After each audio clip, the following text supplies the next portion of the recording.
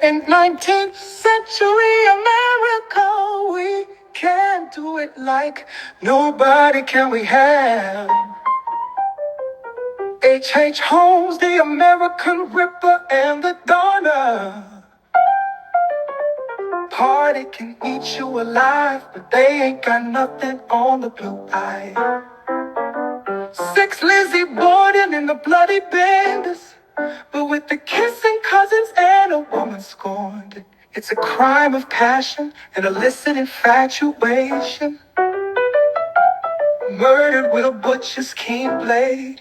Yes, America can do murder like nobody can. Hey y'all, Jamie here with Country Diggers. Y'all, I hurt my knee more than I thought I did these past few weeks. Metal detecting up and down on the ground and crawling and stuff on the ground. And I hurt my knee more than I thought I did. And yesterday it gave completely out. And my mom gave me her walker right here. And I cannot put weight on it right now.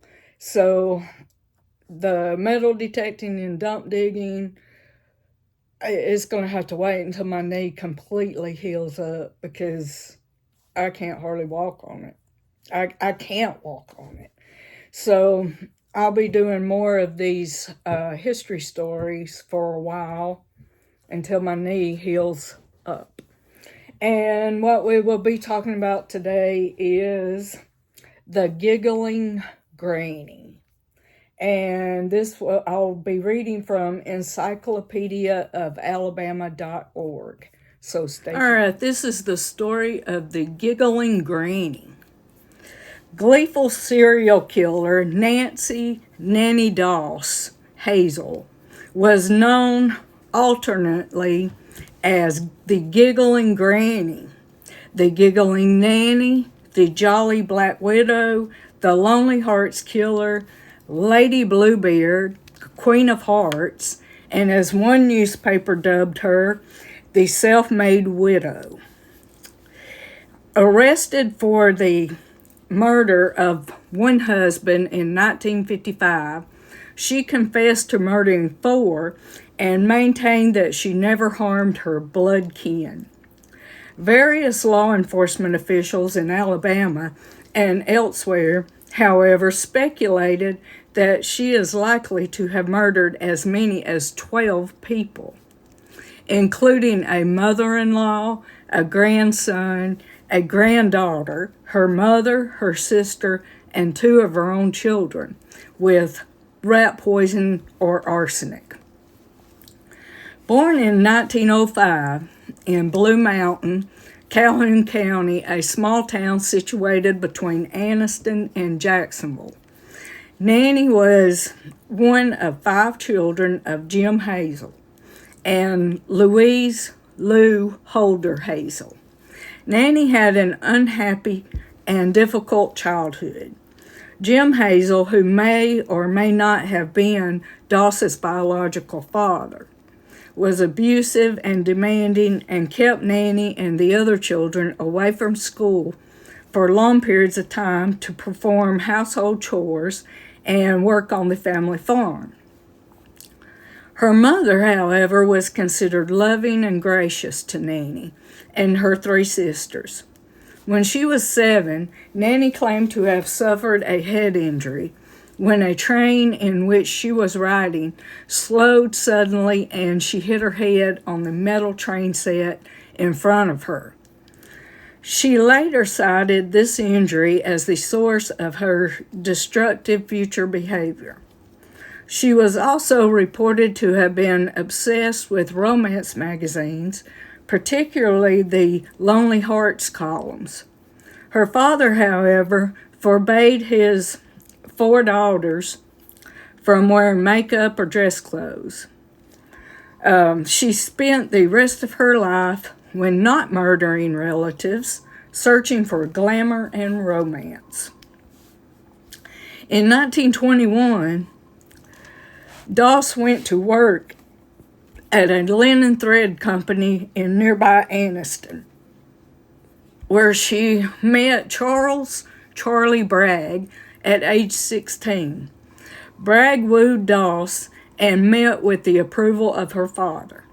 Nannie married Braggs within months and moved in with him and his mother, whose temperament matched her father's. The couple would have 4 children in quick succession. The marriage had disintegrated drastically by 1927, and this period seems to mark the start of Doss's murderous habits. That year, 2 of her children died mysteriously after eating breakfast. Their deaths were attributed to food poisoning. After being warned anonymously not to eat any food his wife prepared, Braggs left with their oldest daughter, Melvina, leaving newborn Florine home with Nannie and his mother. He would earn the dubious distinction of being the only husband not to die at the hands of Nannie. They were divorced in 1928. Braggs returned with Melvina and a new love interest in 1928. And Doss took her daughters and moved back in with her parents, working in a local cotton mill to support herself and her children. Doss met her second husband, Jacksonville resident Frank Harrelson, through a Lonely Hearts newspaper column. He wooed her with poetry, and she responded with randy letters and a photo. They married in 1929, but the marriage soon became rocky, owing largely to Harrelson's alcoholism and violent temper. It was during this period that Nannie most likely killed her own newborn granddaughter with a hairpin to the brain shortly before birth. According to accounts from family members who were in the hospital at the time, a few months later, Nannie likely killed her 2-year-old grandson, Robert, when he was left in her care. He died suddenly of asphyxia, and several months after his death, Nannie collected on a $500 life insurance policy she had taken out on him. The marriage to Frank lasted 16 years, until one evening in 1945 when he came home drunk after a night of revelry with friends who had returned from service in World War II. He forced Nannie to have sexual intercourse, and the next day she poured rat poison into one of Frank's hidden jars of moonshine, according to her testimony. He died on September 15th, 1945. But it was assumed that he died of food poisoning or some other ailment. Arlie Lanning of Lexington, North Carolina, would become Nannie's next unfortunate victim, having also placed an ad in the local Lonely Hearts columns. Rat poison again proved to be the method of choice, this time added to one of Arlie's meals. His cause of death was listed as heart failure, as he was a heavy drinker and there had been a flu virus in the area at the time. Thus, the death occurred under less than suspicious circumstances. Nannie appeared to residents of Lexington to be the perfect spouse, and no autopsy was performed. After his death in 1950, Nannie went to live with her sister Dovey, who also met her demise soon after Nannie's arrival. Richard L. Morton and Samuel Doss would become husbands and her next victims. Both met Nannie through Lonely Hearts correspondence. She married Morton in 1952 in Emporia, Kansas, and not long after, Morton began often venturing into town for long periods of time to be with other women. Meanwhile, Nannie's time was consumed with her mother, who had come to live with the couple in January 1953. After the death of Nannie's father, within days of her arrival, Lou complained of severe stomach pains and died. Morton died 3 months later after drinking a thermos full of coffee that Nannie had spiked with arsenic. Doss then boarded a bus to see her new suitor, Samuel Doss, in Tulsa, Oklahoma. They married in June 1953. Doss was neither abusive nor an alcoholic, but Nannie still found fault with him. He forbade magazines and television that were not enlightening or educational. Nannie left him for a short period in protest until he put her name on his bank account and took out 2 life insurance policies with her as beneficiary. Her first attempt to kill him with arsenic-laced prune cake failed. I think that would fail with me too, because I wouldn't eat prune cake. And he spent a month recovering in the hospital. Oh, so he went ahead and ate the prune cake. Ugh. When he returned home, she used her tried and true arsenic in coffee method, and Doss died soon after. The final murder would prove her undoing.